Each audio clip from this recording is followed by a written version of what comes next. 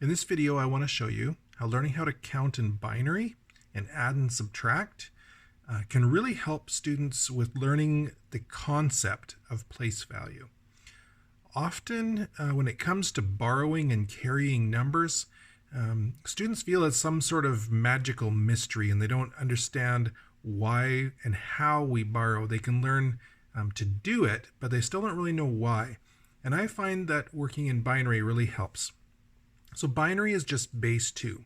Instead of dealing with groups of 10, we deal with multiples of 2.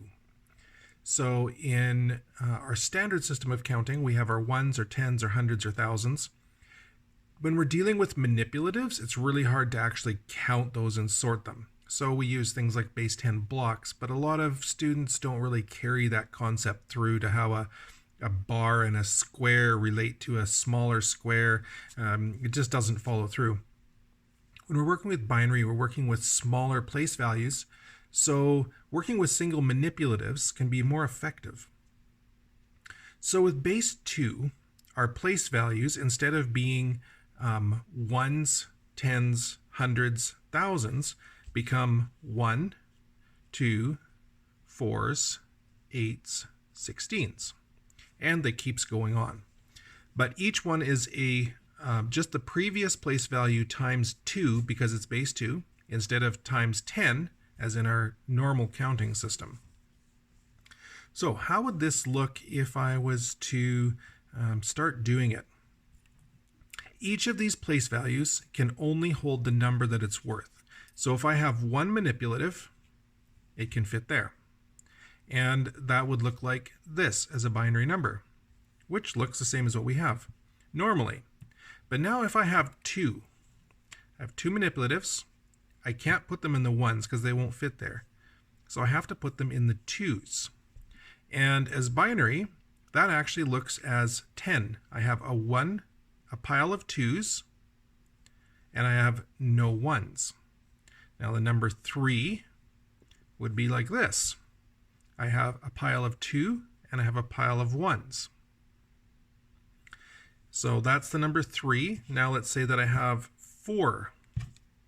4, I can fit that into the 4 column.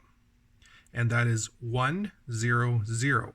And we're used to looking at this as 100, but in binary that's actually 4. It's a pile of 4s, there's no 2s, and there's no 1s. So now the number 5 is 4 plus 1, 1, 0, 1. The number 6, these now can no longer fit in the 1s column, they have to go to the 2s. So the number 6 is now 1, 1, 0. The number 7 is 1, 1, 1. Now if I add my next one, I have a problem. That one won't fit in there anymore. So I carry this group of 2s to the next column. Now, I can't keep those in there because remember this is only a 2 column, but I have 4 in there. So I have to add it to the next one. Now I have 8 in there, but I can't keep 8 in a 4 column, so I have to move them up to the next column, which gives me 1, 0, 0, 0. So now let's say I add another one. I have 9. Where is it going to go? It's going to go in the 1. And now I have 10.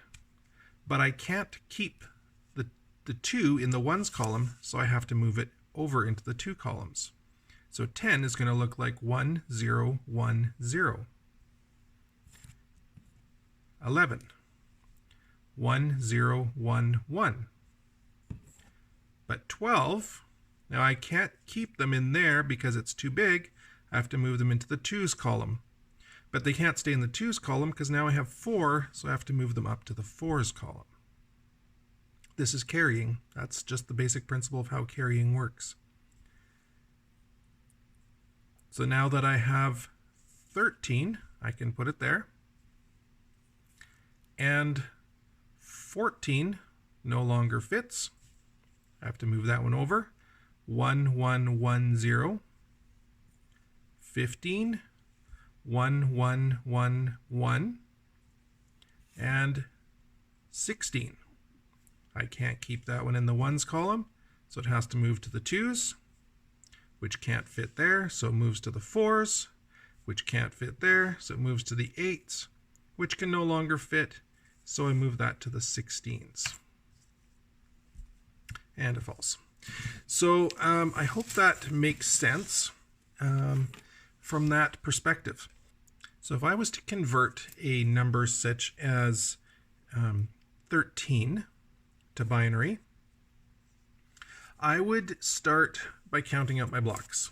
So I have 4, 6, 8, 10, 12, and 13. And then I would just start by putting them into the biggest spots I can fill. So there's 4 and 8 are going to fit into the 8 column. Now what's the next biggest? I can do 4. So I'll put 1 there. I can't fill any 2s, but I can fill a 1. So that would be 1, 1, 0, 1 in binary. And students can have a lot of fun with this and converting back and forth. What would 1, 0, 1 be in base 10? Well, it's 4 plus 1, which is 5. So here's like a code that I have made up. Students really enjoy this one often. You can put any kind of word in there. You can come up with all kinds of quests like this. Could be involved in a lockbox or something similar where they have to solve a clue. And they can just practice converting from base 2 to base 10. Now let's take a quick look at base 3. Move this up here. So base 3 stretches the brain a bit more, but the same principle applies. And when you see how it works, regardless of the base, then the whole concept of carrying numbers tends to make more sense, I think. So let's look at this. I start with 1 manipulative. It can go there. And that just looks like 1. Now I add another one. So 2 looks like 2. So we're used to that. But now I come along and I have my third block. It can no longer fit in the 1s. So I have to make a pile of 3 and move it over. Now this looks like 1, 0. Now I have my fourth block, 1, 1. And my fifth block, 1, 1, 1, 2. My sixth block now gets carried into the second column, and I have 2, 0. 2 piles of 3, no piles of 1s. Now I add 1, so that's 7, which is 2, 1. 8, which is 2, 2. Now I add my ninth one, and it won't fit here. So I have to make a pile of 3, and I move that into my 3s. But I can't have 3 piles of 3s. So I stack them all up, and they become 1 pile of 9. Okay? 10 becomes 1, 0, 1. 11 becomes 1, 0, 2.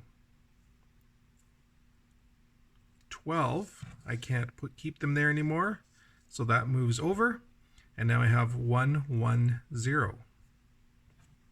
13, 1, 1, 1.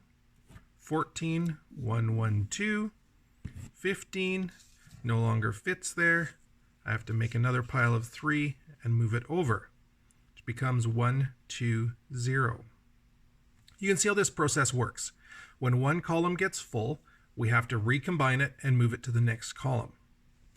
And so this is a really effective way, I believe. And you can see here, now if I'm to move this to base 4, then I'm up into my columns being 1, 4, 16, 64, 256. You can see how I run out of manipulatives very quickly. My towers become very tall. It's just a harder thing to show that cascading effect of carrying numbers. And I believe that's really where the benefit of base 2 comes in, especially, although you can certainly use base 3 as well. I think that it's much harder to add and subtract in, but as far as learning the concept of how we fit numbers into bases and why we use those bases, this can be really effective. We tend to use base 10, I believe, based on 10 fingers. That's the reality. It works well because we have 10 fingers. And so we can count up on our fingers. When it's full, we carry a number and we start over again. The reason that computers use binary is because their circuitry only sees on and off. It's like light switches. So 1 means the circuit is on, 0 means the circuit is off. They don't have the ability to have multiple states of 0, 1, 2, 3, 4, 5, 6, 7, 8, 9. So they just use 0 and 1 because that's on or off, and that's why they use binary. Okay, so now let's look at doing some adding and subtracting in binary. So let's start very simple. I have 1, and I want to add it to 1. I just carry these down, I combine them, but 1 no longer fits in this column, so I have to move it over. So 1 plus 1 is 1, 0. It's 2, but in binary it's written as 1, 0, because we have 1 in the 2's column and nothing in the 1's column. So let's look at 2 plus 1. My 1 slides down, it fills that column. The 2 slides down, it fills that column. Okay, so 1, 0 plus 1 is 1, 1. So let's look at 2 plus 2. Okay, when these add up, it now becomes 4. 4 can't fit in that column, so it moves over. So 1, 0 plus 1, 0 equals 1, 0, 0. 1 in the 4 columns, and nothing in the 2's or the 1's. Now we can see if we add these up, it still works. Okay, it's because this is really 2 plus 2 is 4. It's just that we're writing it differently. And as we do this, we can see the carrying component here. When one column gets full, I carry it to the next. So let's jump up to, it'll be a little bit more complicated. Let's say we have 4 and 1, which is 5. And then I'm going to add 3.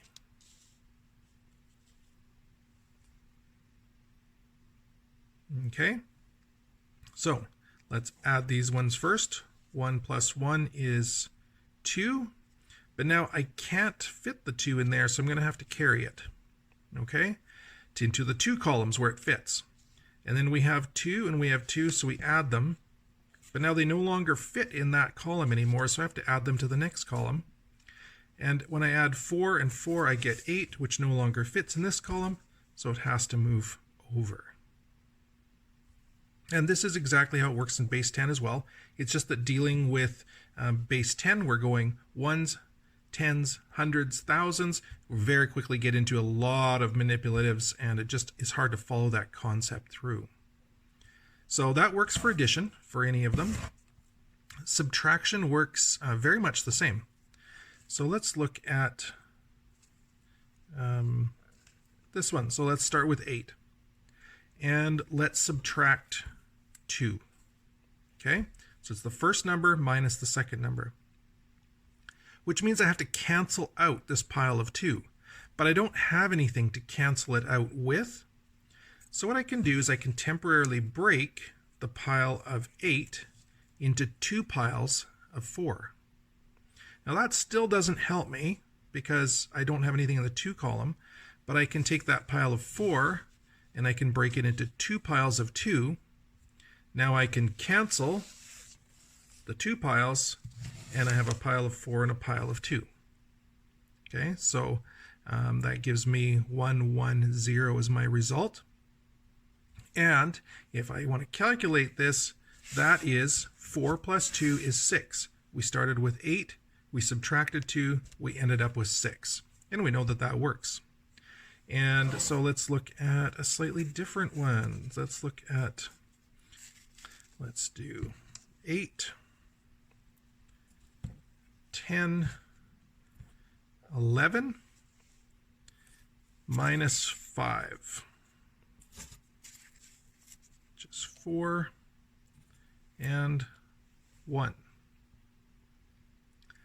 Okay, so I can cancel out my 1s because I have 1 of each. My 2s is 2 take away nothing, so they just come down. Now I have to take away 4, but I don't have anything to take away from. That means I have to break my pile of 8 into 2 piles of 4. Then those piles can cancel. I carry my 4 down, and I end up with 6, or 1, 1, 0. A pile of 4 and a pile of 2. And we can see that the math still works on that. So I hope that this has made some sense, and you can see how to use these. Very simple to do. You can print out these sheets. You can make your own style if that helps. You can use whatever kind of manipulatives you want. That's not really critical. You could use dice. You could use little tokens. You could use money, coins. It really doesn't matter. The big thing is that you're dealing with smaller numbers, so those borrowing and carrying transitions happen more quickly, more often when you're dealing in base 2, which makes it so much easier for kids to work with manipulatives and get the concepts. So I hope you've enjoyed and learned something from this.